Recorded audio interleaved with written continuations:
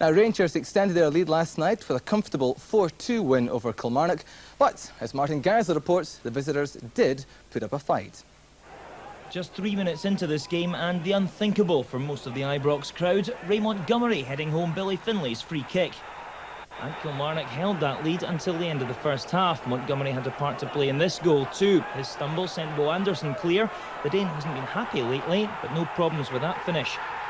2 minutes later, and Rangers presented with a perfect opportunity to take a half-time lead. Paul Gascoigne's free kick handled in the box by Dylan Kerr. But Gaza's penalty, a fairly weak affair, well saved by Lekovic. Well, Walter Smith presumably didn't hold back with the half-time team talk, and 15 minutes after the restart, David Robertson banged home this Brian Laudrup cross to put his side ahead. And Laudrup was involved again with the third. Stephen mishit the cross, but the ball fell nicely for Bo Anderson. 10 minutes later, and the Dane made it a hat-trick. The cross from Alex Cleland, and if confidence has been Bo Anderson's problem in the past, it was in good supply last night. Alan McLaren, who made his comeback last night, was replaced by Petric, and a couple of minutes from the end, Walter Smith might have regretted that decision. The substitute lost the ball to Mark Roberts, who pulled one back for Killie, but the game was well won. Hi there, welcome back to Wednesday's football show. Time now to take a look back at the key moments from last night's Rangers-Kilmarnock game at Ibrox, when amazingly Ali McCoist didn't score.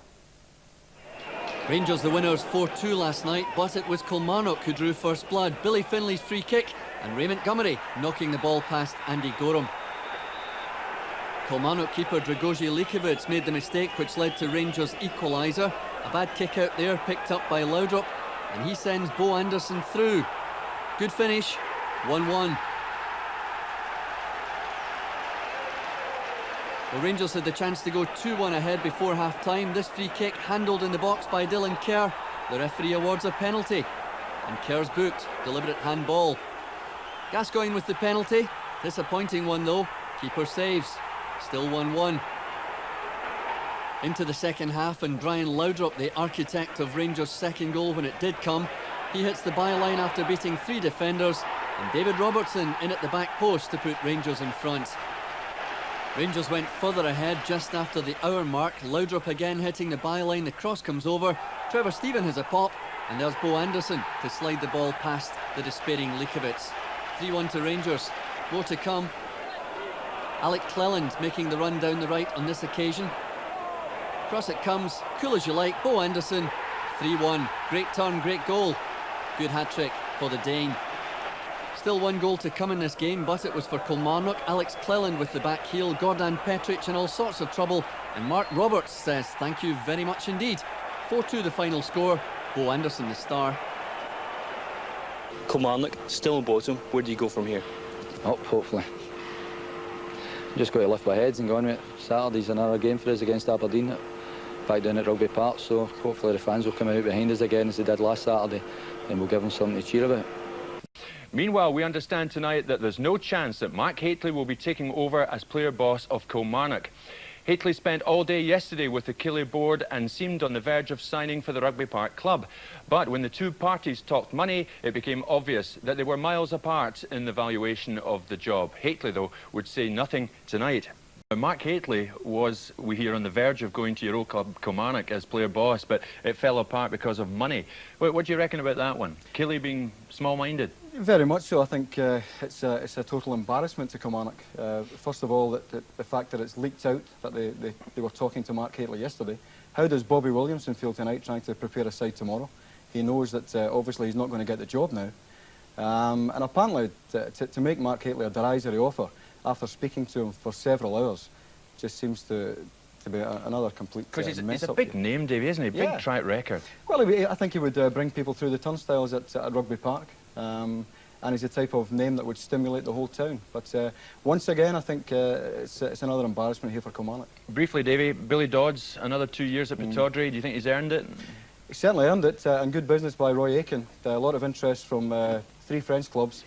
And given that it would have been very hard to replace a player who's already scored 18 goals this season, then tying him up for 2.5 years, a shrewd piece of business, yeah. OK.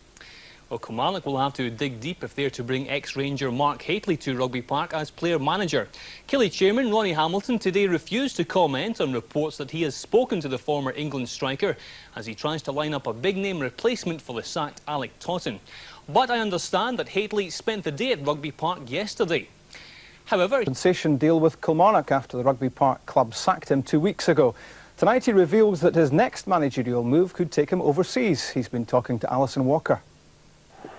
Just 2 weeks after his sacking from Kilmarnock, Alec Totten is in demand elsewhere. He'll make up his mind about his future in the new year. I've had a couple of offers from abroad, one especially, one very good offer. And the chairman of that particular club wants me to fly across on the 2nd of January. It'd be very exciting if I come off, and so it's a case of going across here and see if things are favourable for both parties, and financially it's very, very good. So we'll see what transpires. Totten refused to identify exactly where he might be going, but he's still clearly shocked about his dismissal from Rugby Park. I felt when I went there, I won the fans over, I won the players over. It was the oldest team, if you like, in the Premier League. We changed it to the youngest team. Kilmarnock were favourites for relegation. We finished a respectable 7th.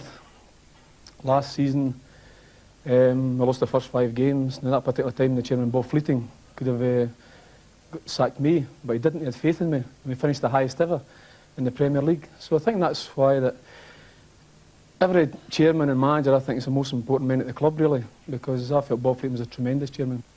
So when Ronnie Hamilton took over, Totten knew he was on his way out. If the chairman appoints a guy, well, I say he'll be the chairman's man. I said before that you've got to have a tremendous rapport, you know, with, like, say, a chairman. If they get the things right, the two of them, they're the two most important men at the club. If they get the things right, I think the club can be very successful. Meanwhile, tonight, Friday Sports Scene understands that Mark Hateley has already had talks with the club with a view to succeeding Totten. Hateley is keen to return to Scotland, but a financial agreement has yet to be reached.